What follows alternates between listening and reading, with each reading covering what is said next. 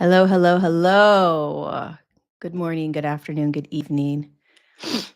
It's always such a interest. It's so fascinating to realize that we can connect all over the world live in 1.1 second by clicking a button and boom, we're all here together.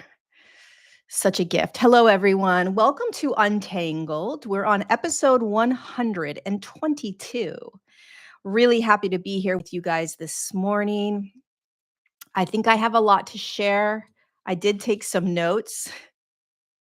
Um, and before I get into what I wanted to talk about today, let's see if I can get my camera right. I wanted to share a couple of things. Oh, Untangled, if you are new to my series, um, Untangled is me chit chatting about the human evolution and consciousness, what it's like, um, how it's actually just being human, how there isn't anything to fix or perfect, um, that there is an evolution happening. It is energetic, it is frequency, and and this is just us chit chatting about it and talking about it. I don't share a lot of sensationalized, dramatic things that are happening on the planet.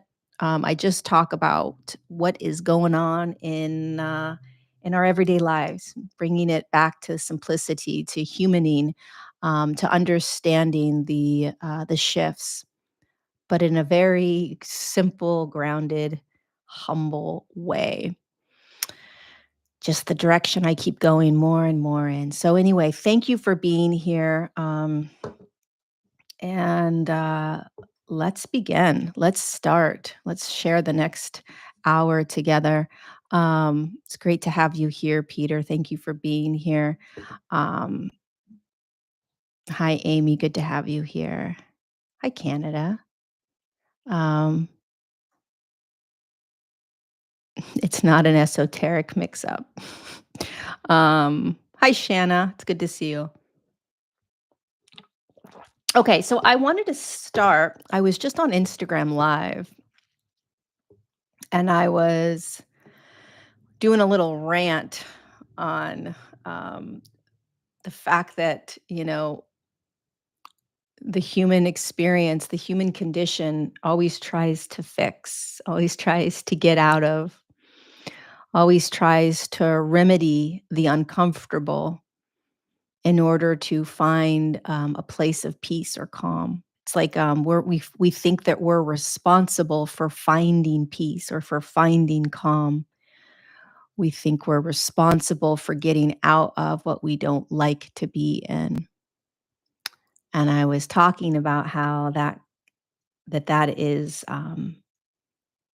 probably one of the greatest illusions we live in, because where you find the most peace and the most calm, at least for myself, is in that deeper state of surrendering into and allowing for what is arising, because truly the only place that you can find calm or peace is in presence.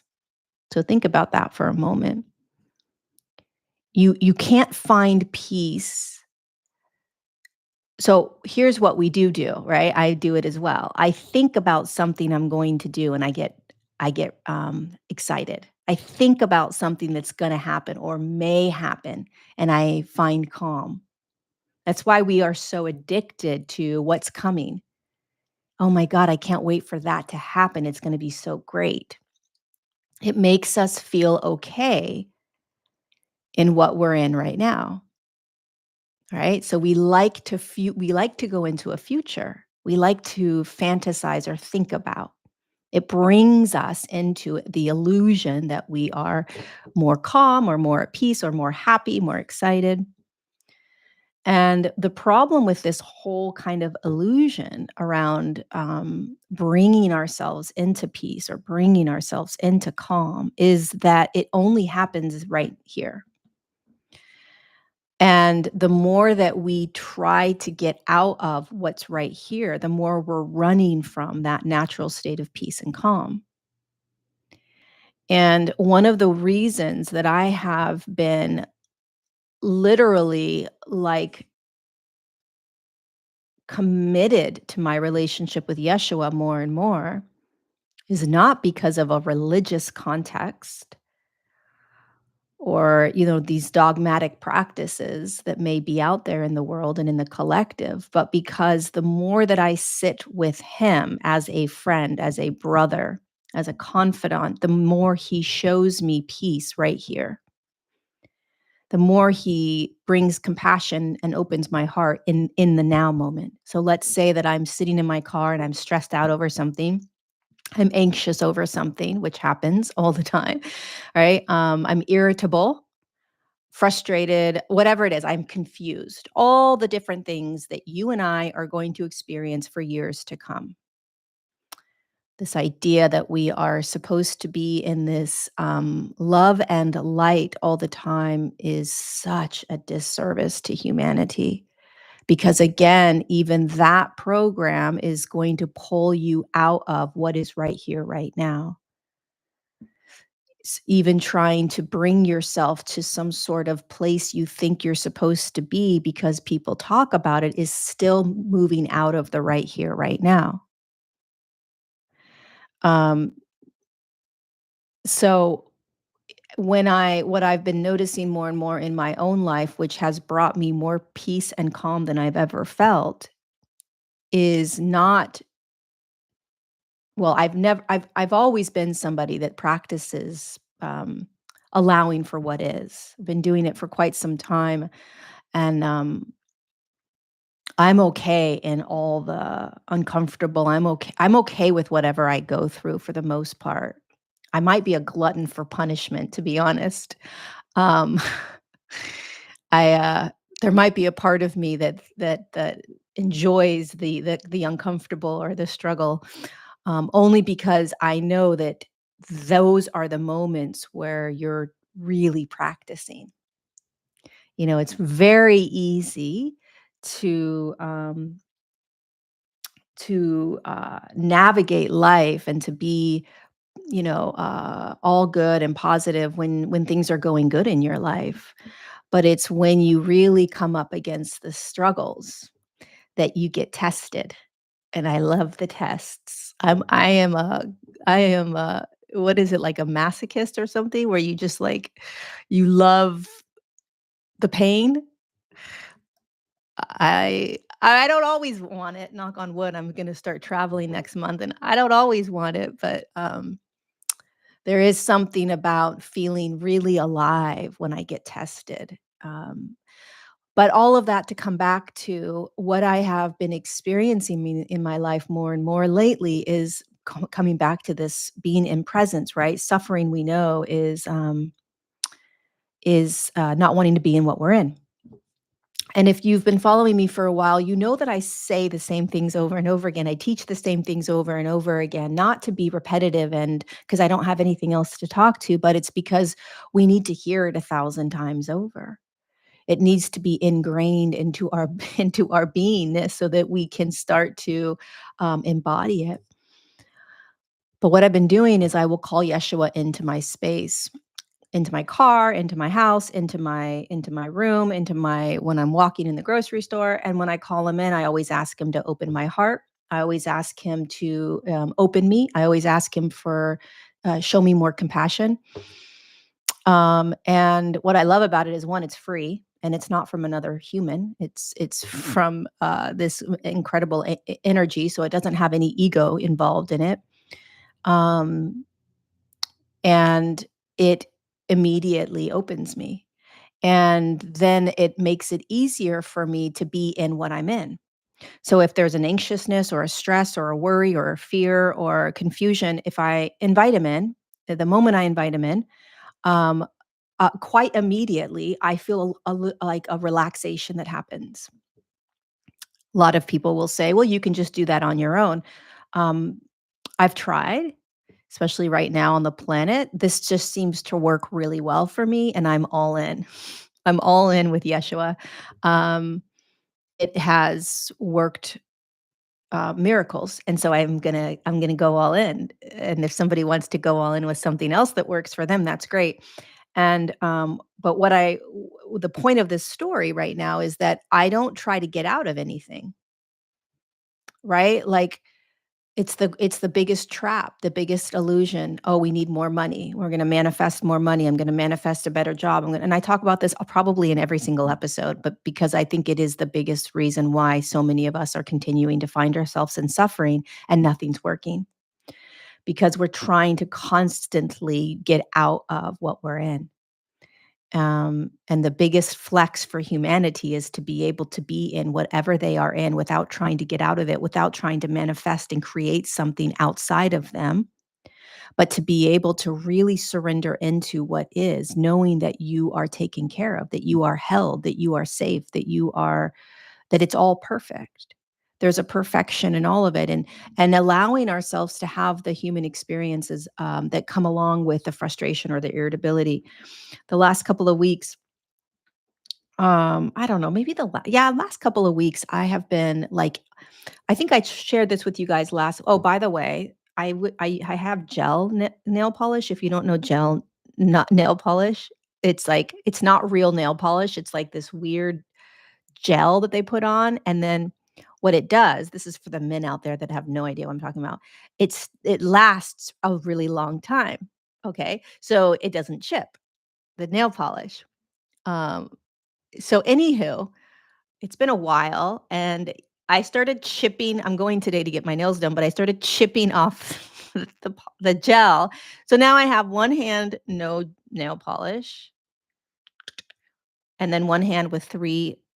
Don't even ask. I know you're probably saying, well, why don't you just take the rest of the gel off? It's like, I'm not going to.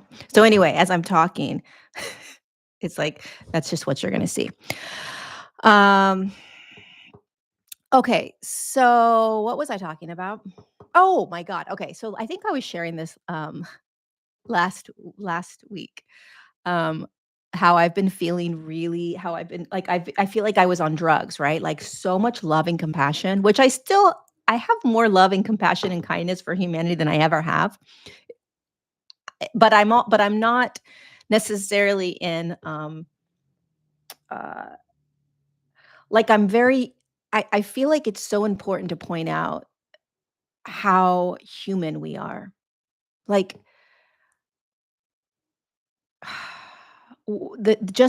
being human means you're gonna feel irritation. Being human means you're gonna feel frustration. Being human means you're gonna feel confusion and anger. Being human means you're going to feel a myriad of emotions and thoughts and billions of thoughts and behaviors. And the This idea, we live in a world right now, and we still live in this world where there's a black and white connotation to it. Like it's either this or that, right? So you're either like super happy and everything's great, or everything sucks, right? To be able to blend those two, meaning I can still feel compassion and kindness for people and be irritated. Like they both get to exist simultaneously. They both get to exist at the same time. If you pay attention to this, especially in your own life, it's very difficult for us. We like black or white, right? One or the other. To be able to recognize that we have irritability or fears or stress or anxiousness, and also at a completely open heart with compassion and kindness, to be able to recognize that both exist or all seven exist at the same time is our evolution in human consciousness. That is what we are. That is what is happening.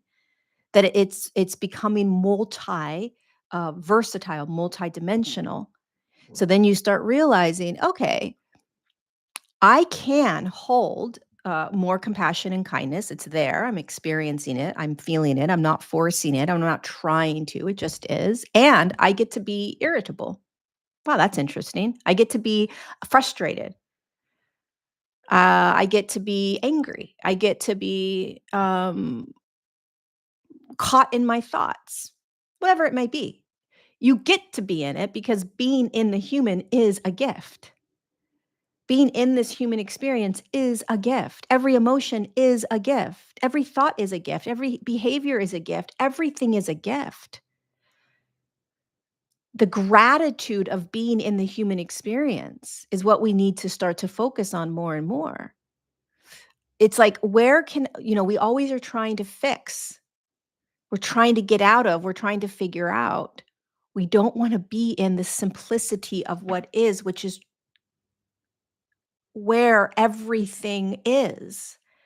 Everything. And so if you can start to find gratitude, like, wow, I'm so grateful that this is going to show me something. I'm so grateful that I'm learning something. I'm so grateful that I am um, expanding in my knowledge. I'm so grateful that I'm going through this struggle right now in this season in my life because I know I'm going to come out of it. I'm so grateful I'm being challenged. I'm so grateful that I'm confused.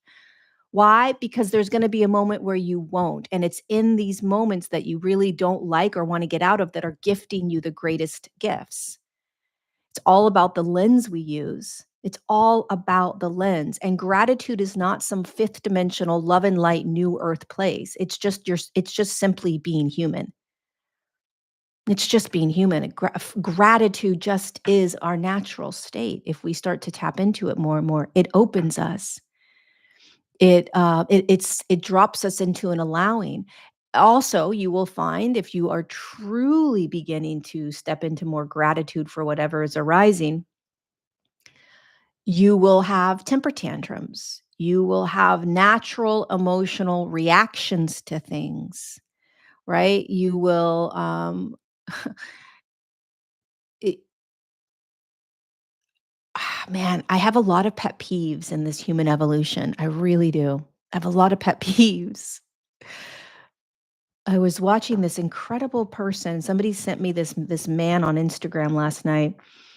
Forgot his name, but he resonates deeply with me. His very few people that teach really resonate with me because there always seems to be some sort of agenda behind a lot of conversation or a lot of stuff. But anyway, oh man, what was I gonna say about he said something last night. Oh, that's right. He was talking about how he has this anger. What did he call it?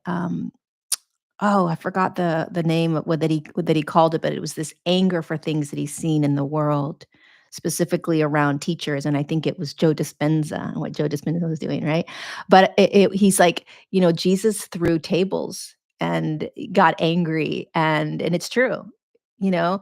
Um, just because you have anger for what's happening in the world doesn't mean that you are less evolved or, you know, um, something's wrong with you. You should be in this love and light type of place. Like this type of like deep emotional reaction to the world is okay. It's okay. It makes sense. I mean, as soon as you step out of the human experience, you died and you're looking down, right? Um, it all makes sense.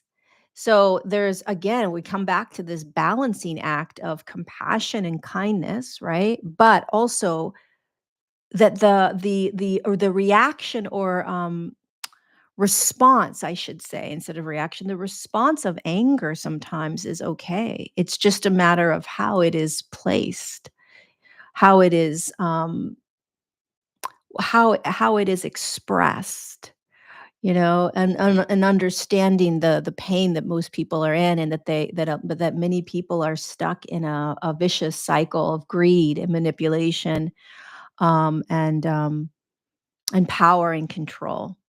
Right? And so that gets to be okay, because it's here.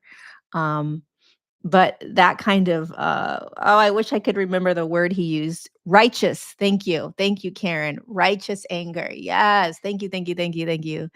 Um, The righteous anger gets to be there. So I'm speaking about this because, man, sometimes when I get on my rampages and I'm sharing stuff with you, I kind of beat myself up at sometimes because I'm like, Lori, you don't have to get upset about these things or angry about these things, right? Like, just stay calm. I'm thinking this as I'm sharing with you guys, right? And then I'm like, no, this gets to be okay too. Like, a righteous anger is okay. Like, when you see things that are not right on the planet, when you see deception, if I were to ask you guys, what's the one thing that just what's one thing on the planet that just really is difficult to sort of digest or see or allow, right? Mine would be deception, people that deceive. I'm telling you right now, man, oh man, and I'm talking about deception, um, like the angel disguised as the devil deception, right? It's oof, that's that gets me. Anywho, um, why was I sharing about this? Um, the righteous anger and the deception. I guess because I feel like where I visualize humanity going, right, is more and more into this really simplistic, grounded human experience. Like, what's your day like? What did you eat today? What challenges did you have? What epiphanies did you have? Like, what did you struggle with?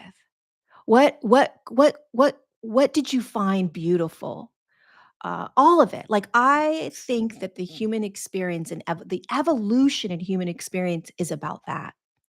I do not believe that the evolution in human consciousness is about finding ourselves you know, in these completely blissful states where we are um, fighting against what just simply is. There will be a moment where humanity will find themselves in a physical reality where these emotional states won't exist anymore. But what's so funny is that while they exist here in this third dimensional reality, which all of us are still standing in and experiencing, we're trying to deny that we're standing in it. It's hilarious. We're trying to deny that we're not still in a very dense third dimensional, physical, dualistic, and polarized world. And the more that we go inward, like embody, integrate, ground, simplify life, just be in the simplification of life. Like, what's right here? And now what are you in? And now what are you in? And now what are you in? Like, come down, not go up.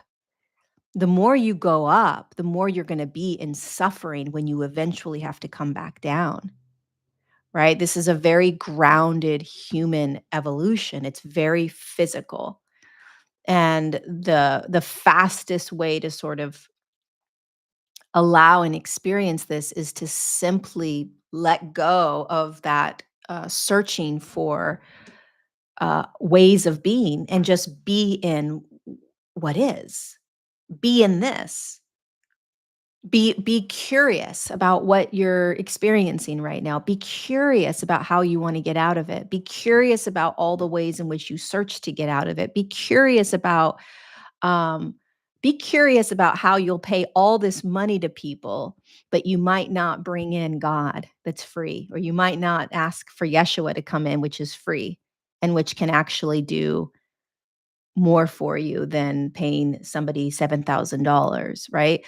Like, it's just an interesting opening and opportunity that the planet is stepping into right now, which I would consider the Christed consciousness, um, which is a simplification of the way in which humanity has been the complexity of the human experience, right? Christed consciousness to me is simplifying everything. It's the heart opening, which is simplification. which is allowing for what is, which is being in what is. Christ consciousness is being human as God, being human as soul, which means that soul knows it doesn't need to change anything because it already is everything. So why would it need to change anything? Like it knows it's none of the emotions, thoughts, behaviors. It knows that it's beyond that, right? It's everything. So if you start thinking about yourself as this soul, as this aspect of God, and you're sitting here beating yourself up and trying to get out of and change and fix and blah blah blah, which makes sense. Welcome to the human experience. That's why it's important to be in the human, right? But when you start being more and more in that, in just what's right here, right now, and you start asking yourself, what would God say? What would soul say? Um, then you realize you can be in anything. Then you start to find this calm and this peace and this surrendering that's otherworldly. That's not you. It's not your ego. It's not control. It's this absolute truth that resides beyond and outside of all the other nonsense that we are taught and given and provided. Um, it's like, oh, if soul is right here and God is right here, and I'm an aspect of God and I am a soul, and I'm having this human experience, why do I need to change everything? I'll answer it for you because I already know the answer. I don't like it. It doesn't feel good. I don't want to feel these things. Right. And so it's like, well, of course not. But if you know that you're not what you're experiencing, then what happens? If you know that you're not your thoughts, then what happens? If you know that you're not the behaviors, then what happens? If you know that none of the emotions you're feeling is actually you, then what happens? Do you need to actually get out of anything, or do you just simply need to have compassion for the part of you that believes that this is you? That's where the humility of the human experience comes in. The being humble to the human experience means that you're watching yourself being human. Now, I don't know anybody that can watch themselves being human and not have compassion. It's like you're looking out and you're watching a child start to learn how to walk. Right? So it's crawling and then it tries to get up and it stumbles, and you're gonna get mad at that child, like, "You're supposed to be walking. Why are you not walking? You're so stupid. You're just crawling. Get up and walk. You know how to walk." Just because the human is designed to walk and they're going to eventually walk, doesn't mean they just stand up from crawling and start to walk. There's steps to this, and having compassion for that child is having compassion for your human experience. And that is one of the greatest gifts that we can start to give ourselves along this path. And the idea, that people say, anybody that you're listening to or that you're watching or talking to or whatever that says, "Oh yeah, we're all supposed to be walking. I'm walking now. Why are you not walking? You should be walking," i.e., you should be in this space already. You should be in this frequency. You should be in this love and light. You should be in all the positive thoughts. That is exactly, you should be in, your heart should be open. You should be looking around and finding love everywhere. You should, right? All these things about how you should be. That is the same thing. It's exact same thing as looking at a child, a baby or toddler that's crawling and saying to it, "Yo, I'm walking. You're supposed to be walking. Just start walking. Here, I'm going to show you." And then you look up and you're like, "Oh my God, something's wrong with me. I need to be walking. If they're walking and I have the same body as them and I need to be there." It's like, no, you don't. You need to be exactly where you are, because exactly where you are is going to get you to where you need to be next. And the greatest gift you can give yourself is compassion for exactly where you are. You want to accelerate beyond that teacher that's telling you that you need to be here, here, here, or you should be feeling this, this, this, or I'm going to take you to this place and this place and this place. No one's going to take you to walking. The toddler that's crawling just starts to naturally know how to walk. The parent cheers them on, right? But a toddler that's crawling naturally knows what to do next. It starts to walk. It's the natural process of evolution. It's exactly what is happening to you right now. It's the natural process of what we are all going through. And so what we're doing is we don't like that we're crawling. And we want to be where other people supposedly seem to be. Whether they're actually there or not is a whole other conversation. But we are comparing ourselves, right? Or you're looking at other people and saying, oh, I should be like that. Or there's something wrong with me. There's absolutely nothing wrong with you. Nothing. If you start to remember that whatever you're in, if it's a physical ailment, I guarantee you, if it's a physical ailment, an emotional problem that you're having, a mental problem you're facing, I guarantee you, it is showing you, it is gifting you, it's teaching you how to evolve into a different way, a new way of seeing the world or being in the world or opening to the world or surrendering to the world or letting go of more of these attached thoughts. Something's happening in your life in this moment, whether you're in that state of suffering or you're happy. It's impossible for it not to, because that's the evolution. That is human consciousness evolving. And so every moment you are being shown something. And if you're in a massive amount of suffering and strife and resistance, even better, because you're really being pummeled into something.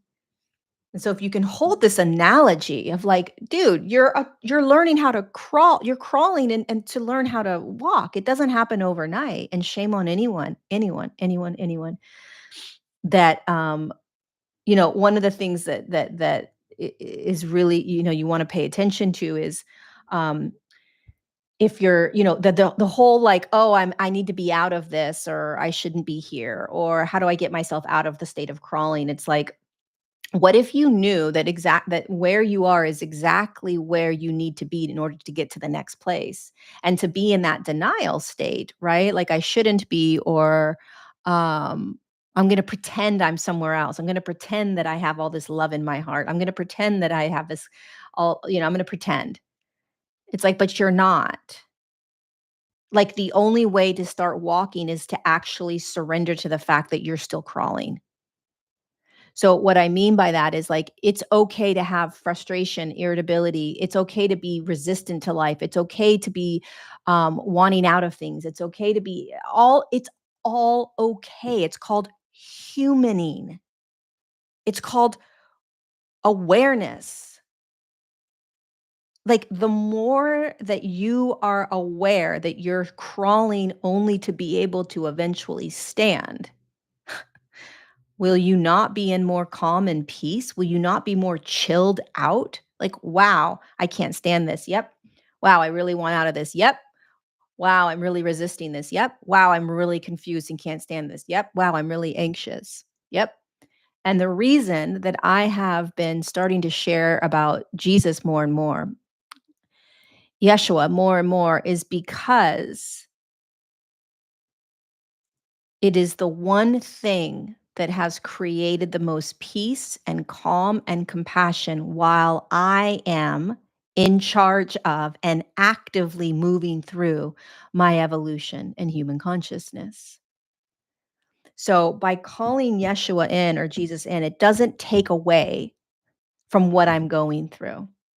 I still have to learn to go from crawling to standing, which means I still have to learn that I am soul in human, and that everything is perfect and divinely designed for me to navigate. There are no mistakes and there are no accidents. It's impossible for there to be a mistake or an accident in your life. Everybody is moving through this evolution. I have to take responsibility. I have to figure things out. I have to take action.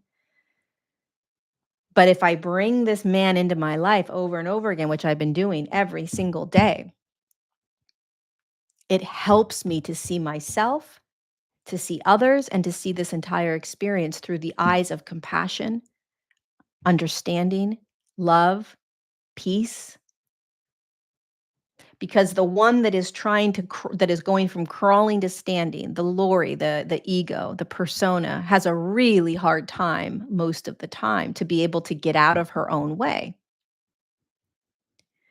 And, you know, it's very, very and I've done a lot. I've been in the spiritual world since I was 13, 12, maybe, my whole life.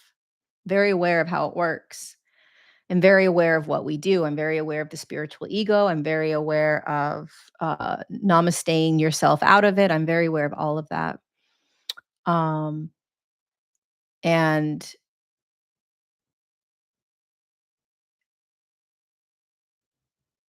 the more the more that we just allow ourselves to just be this human, um, man, it's freeing. It's truly freeing. I the more authentic, the more real.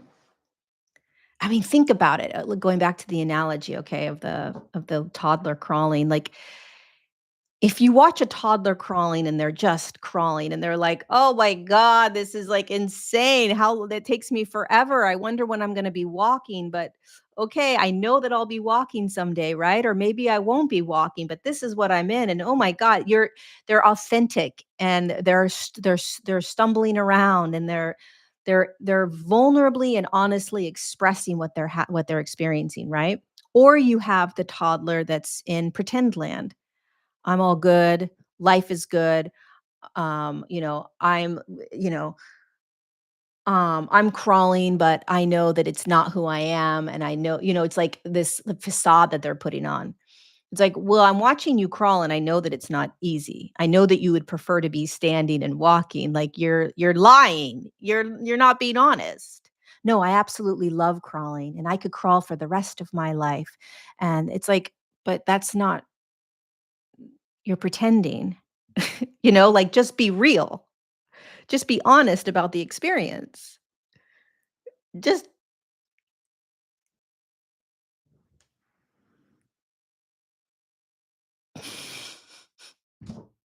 can see right through it. We need more just freaking authentic, vulnerable, honest expression. I think that's also where humanity is going. I think our radar is gonna go off more and more, like ding, ding, ding, ding, ding, ding, ding, ding, ding. Nope. That is nope. No, it's not gonna not gonna fly anymore. Oh, it's everywhere. Okay. What's your guys' pet peeves? What is like what's your ugh, I don't know, maybe I shouldn't even ask that. Just it's I feel like I say the same things over and over and over and over and over, but I also feel like we need it, you know? We need it so badly. In a world that's all about creating sensationalism and I'm so over the thumbnails with the like or the it's like everything has to be like doom and gloom or like shock or it's like god, can we just like why does it have to be like this? Do you know how difficult it can be at times to run a business online where everyone like the whole system is trying to get you to be fake and like find the algorithm that works. Like you've got to do this and you've got to do that. And it's like, I'm not doing any of that ever at all. Never. And if that means I don't get any more followers, I literally don't care. I just want to be authentic. It's like, I just want to be me. And it's very difficult. And when you're running a business that is online and it's all about like you have to, like there's oh, it's tricky, man. I don't know if anybody here runs a business online, but man, oh man, it is a tricky freaking world because I refuse. I refuse to show up. I refuse to put anything out. I refuse to do anything that is not fully 100% in the highest expression of service. And man, you run a business online and you will see the enemy and the devil come out in trying to trick you and trying to get you to come out of alignment and go into more of a greed or control or manipulation. It's like, no way, man. I won't do it for all the money in the world. I won't. No way. I, the best feeling in the world is to be aligned with who you are, with aligned with God, like your authenticity, your true expression. There's nothing that feels worse to me than doing something or showing up or putting something out there that is manipulative in some way, a marketing scheme in some way. I can't do it, and I really can't do it more and more. Um, like I don't know how people run businesses. I really don't. Like this I have been grappling with this, you guys, for a while, but it's getting really intense for me. Like, how do I run a business online where I can stay aligned with service? Like, I just want to serve. I want my vessel to be I want God to work through my vessel. And thank you for the super chat, my friend. Um, I want and I don't want to play in any manipulative tools or marketing strategies. I just can't. I just can't, right? But how do I keep showing up, paying my bills, being in that real, honest, authentic space? For me personally, the more I walk with Jesus, the more I walk with God, the more difficult it becomes to kind of run a business. I'm like, "Oh, damn." I'm constantly challenged with, the question of, "Are you being of service? Are you truly in service, Lori, or are you doing this for something else?" And that's a real question I ask myself with everything that I do, and more every day. Why am I really putting this out? Why am I really doing this? Why am I really saying this? Um, and I think that's a good kind of gauge for all of us is like, you know, what is the reason behind me saying this or me doing this or me showing up in this way? Or, am I fully aligned with service and being, how can I be more of service today? Get out of my own way, get out of the lack or the fear, and that's a difficult piece for me is like, I'm I find myself the more authentic I become, the more difficult it is for me to show up authentically. It's weird. It's like my authenticity is being challenged by the amount of fear that wants to hold me back, right? And there's a real deep freedom that happens when you're just completely authentic, just 100% yourself. And fortunately, I mean, not fortunately, unfortunately, most of us have a really difficult time being fully authentic, because we grew up in a world that is based on judgments. And so we're constantly judged. We've been judged since we went into school, kindergarten, preschool. We're judged by our parents. We're judged by our friends. There's judgment in everything, right? And so, of course, there's this unconscious programmed judgment within us. And so to break free from that and just be fully authentic, oh my God, it's the greatest freedom ever. and also very frightening because you know that there will be judgment, which is fine. The more authentic you can be, the more authentic others can will be. You know, your own authenticity frees other people. The more that you can be of service, you will remind others to be of service. Service should be what we are most focused on right now. How can I serve my friends, my family, my neighbors, the world?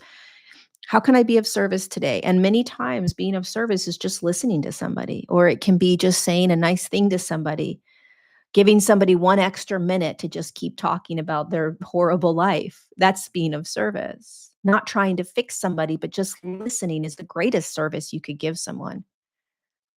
Not trying to fix them, but to just listen, right? That is if you're like, I don't know how to be of service. Okay, listen to somebody today. And when you listen to them, don't say anything. Just listen and just say, wow, it must be hard. Or wow, I don't have the answer, but I hear you. Try that out. Do that every day, you'll be of service, right? And what it does is it opens up your heart, opens up compassion and kindness without you trying to. It opens up compassion and kindness for them. You know, it doesn't have to be these complicated things that we have to do at all. It's like this evolution in human consciousness is not about getting to some 5D new Earth world where there's, you know, where we're going to wait for some massive solar flare and then boom, we're going to be in these beautiful states. It's the right here, right now with service to others. That's where it is. Being authentic to yourself and to the world. That is the shift. That is the new earth. That is the evolution in human consciousness. It's right here, right now, in every decision you're making and how you're showing up.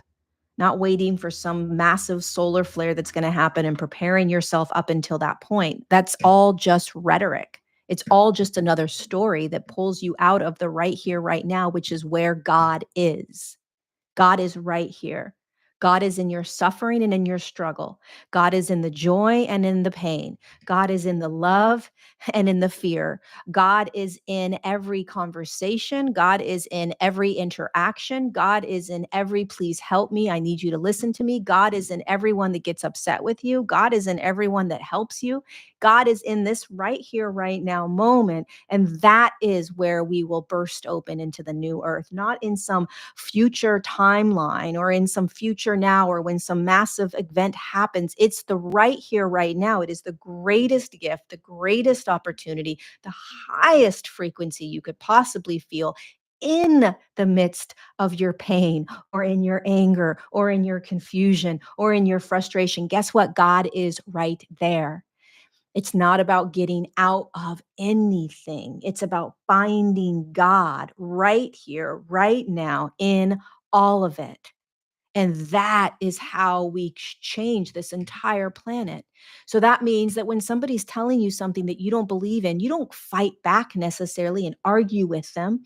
You just listen. Huh, I feel completely different. Boom, compassion. Huh, that shifted everything. It doesn't mean that you cancel someone or walk away for someone or push somebody out of your life because you didn't like what they said or this or that, right? It's like, oh, interesting. Look at how I'm being the right here, right now. Look at how I want to do this, the right here, right now. And then you say, God is in this moment. God is in this moment. God is in this moment. What would soul do? What would God do? Right? It's like, it's this ridiculous idea that we are waiting for something, that we're going to some destination. No, it's the right here, right now. The moment you die, if you were to die in 3 days, you would look down and be like, oh my God, every day was the opportunity.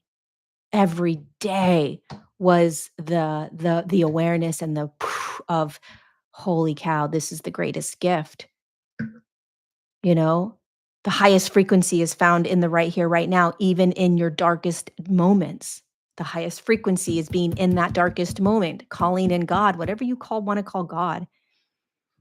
Okay, but it's being in what is, that's the gift. That's the new earth. That's 5 freaking D. You don't go somewhere.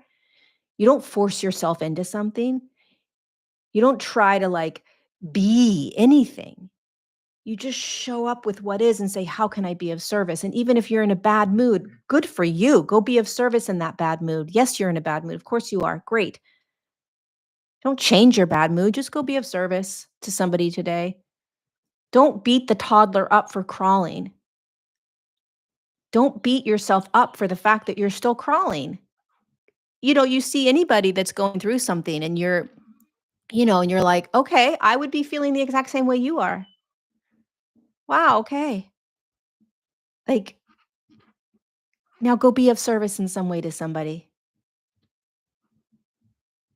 you know? Go say hi to someone that probably doesn't go talk to an old person, like a really old person. Ask them how they're doing, right? Look at a young child and tell them that you see them. "Hi, I see you. What's up?" Give a homeless person some money. I don't know. Figure out how to be of service. It's not hard. It's not hard. Um,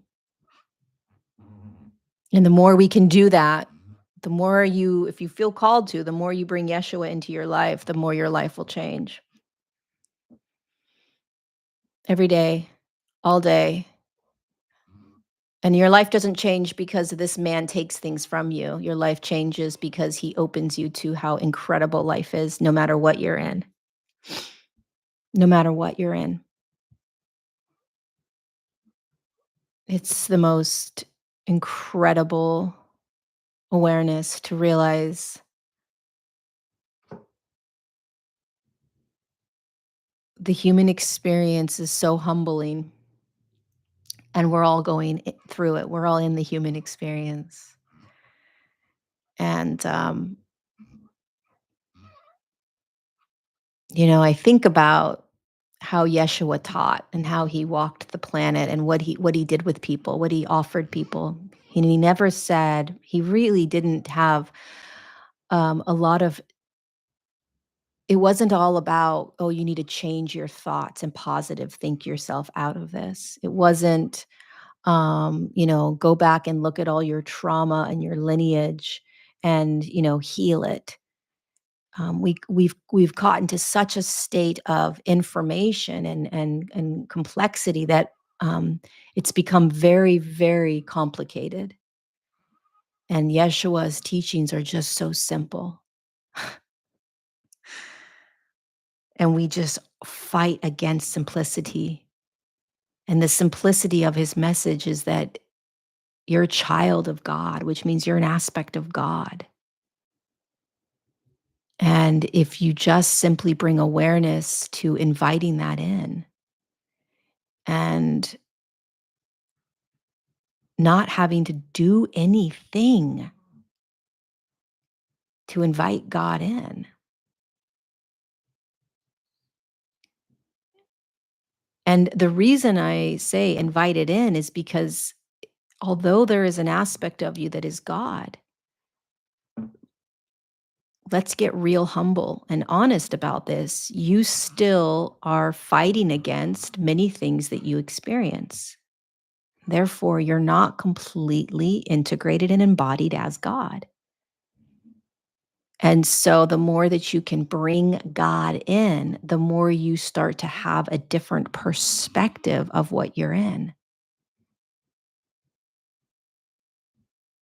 When you bring Yeshua into sit next to me, be with me, open me, show me, without an attachment or an expectation of anything. Don't have an expectation or attachment that God's going to take something away from you or that Jesus is going to take something away from you. Again, that's still suffering. Take this from me. I don't want this. No, sit with me. Remind me of who I am. Open my heart. Bring more compassion into my now. Fill me with compassion. You're just sitting with what is, and then you're experiencing compassion, calm, peace.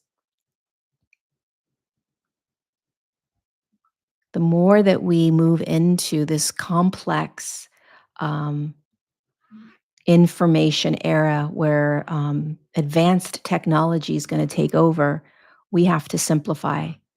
I think it's fascinating that as technology continues to advance in one direction, pulling us more and more away from God, there is this overarching sweeping of this Christed consciousness, this Yeshua Jesus energy that's coming onto the planet in such a capacity and speed right now that does the opposite. It slows you down, it brings you into simplicity, it pulls you away from technology and away from the complexity of trying to fix and heal and do all these things, and it just brings you straight to God, slower. It's a massive split I see happening on the planet. It's not to say that you can't go into this advanced technology era not connected to God, but I would challenge you and ask you that are you more connected with God when you go into the technology era? Does it connect you to this actual alive frequency of God? Just a question, just something to think about.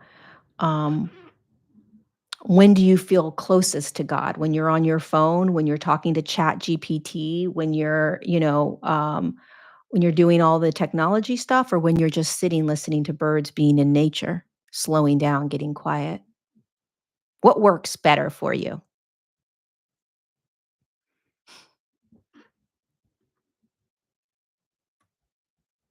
Something to think about. Okay.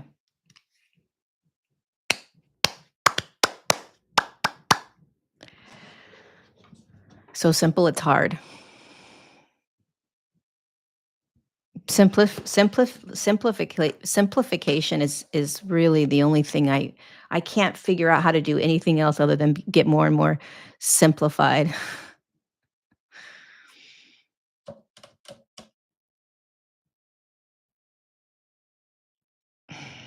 Nature for the win.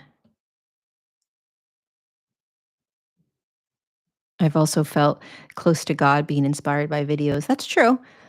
That you can listen to videos of people or like, and you can totally feel connected. Thank you, Dave, for that super chat. And you can feel inspired for sure. Oh my gosh, 100%. But my question, Miley, to you or Millie, would be, um, and this is just a good I'm always like a energetic scientist, right?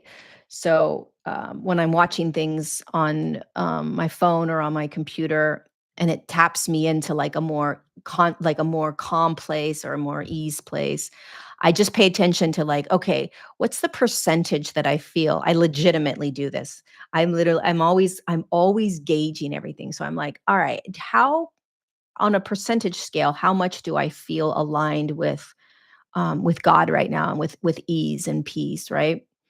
And it'll be like, oh, I feel pretty like the percentage is like I this person's conversation or what they just said really skyrocketed me, right? And I can feel it as an embodiment.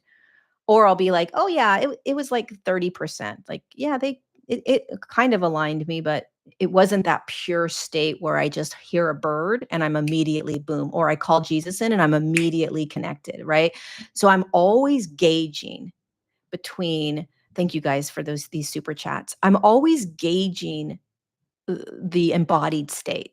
And that's what I would encourage you to do. I don't know if it's Miley or Millie. What does it feel like in the embodied state? Um, so it's not a good or a bad or right or a wrong.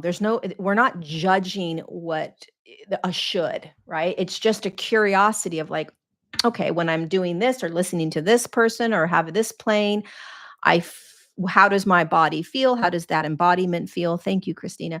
And then how does it feel when I'm in other places, when I'm driving in my car, or when I'm listening to the birds, or when I'm, hanging out with this person? Like just paying attention to gauging sort of that embodiment. It's just an interesting thing. Um,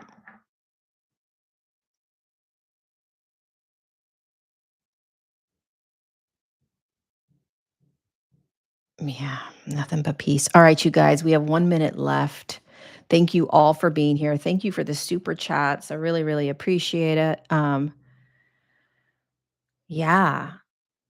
I don't know. Oh, you guys want me to show you my pic my I literally have, like, becoming the observer ourselves in every minute. That's really helped me. Oh my god, the observer is everything.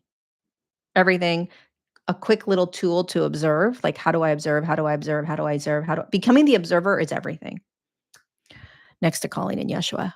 But the observer is everything, and how do you start becoming the observer? You can practice this. This is what I've practiced, when I was first really wanting to become the observer more and more. Karina, thank you for that super chat. What I would do is I would say to myself, okay, I'm now getting up. I'm now waking up. I'm now going back to sleep. I'm now walking to the bathroom. I'm now getting into my car. I'm now hungry. I'm now going to call this person. I'm now going to answer this email. I'm now going to go sit on my floor and close my eyes. So you're bringing awareness to everything that you're doing, and you're really kind of boringly saying, "I'm now gonna put my shoes on. I'm now gonna cancel this appointment. I'm now" so you're really consciously almost putting a lot of effort into what you're doing every moment, as often as you can. And then you'll notice that you'll do it for a minute or 2, and then you'll forget and you'll get back into unconsciousness, right? Which is a really beautiful awareness to have. Like, you just go unconscious. You don't even realize that you're doing life. And then you bring yourself back. Oh, my hands are on the steering wheel. I'm now doing a yoga posture. I'm now yelling at this person. I'm now upset. So there's a constant awareness of the things you're doing, the absurd, I'm now picking up my Starbucks cup. I'm now aware that people are going to be triggered by the fact that I have a Starbucks cup. I'm now about to get off my YouTube channel. Like, you're just it has to be like a lot of effort in the beginning to practice awareness until it just becomes natural. And then all of a sudden it's very simple. You're just constantly aware of everything. And that is the greatest gift and freedom, because the more that you are aware, the less you are um the less you believe that you are what you're in. So there's a freedom that happens. You start realizing that you're experiencing emotions, you're not the emotions. You start realizing you're experiencing these thoughts, you're not the thoughts. You start realizing you're experiencing this anger or this frustration or this confusion, but it's not you. Like, you're in the experience. You're watching the toddler. Oh my God, the toddler's trying to crawl. It's trying to get up, but it can't. You realize, like, on one level, you're watching the toddler and you are the toddler. It's both. So I'm watching Lori as the human, and I am Lori. That's why observing is the most powerful thing we could. It is the number one step in the awakening, and in the evolution. If you have not mastered that, you will constantly be brought back to that. Awareness has to be mastered. It's the foundation of everything. It's the foundation of everything. Um, so yeah. I absolutely love awareness. Love it. Love it. Love it. Okay. Thanks, you guys. Happy to have you all here. I will see you next Tuesday. And I have a new class coming up that I'm going to be doing. It's 11 days of stillness. It's called Stillness with Yeshua, and it's 11 days back to back. Talk about awareness. We're going to be sitting in stillness and sitting in awareness, which is my absolute favorite thing in the world, with Yeshua, my second absolute favorite thing. So my two favorite things in the whole world, Yeshua and stillness, or Yeshua and awareness, we're going to do together for 11 days. So freaking excited for it. We're going to open up registration for the class the 14th, Monday, or no, Tuesday, the 15th. 11 days. Yay! Can't wait. Okay, I love you guys. Um, I know. See you next Tuesday. Every time I say it, I'm like, I'm just as immature as you, my friend. All right, lots of love to you guys. Thanks so much. Pass this video on to anyone that might uh, need to hear it, and be gentle with yourself. We're all just these toddlers here crawling, learning how to walk. So welcome to our evolution. Mwah.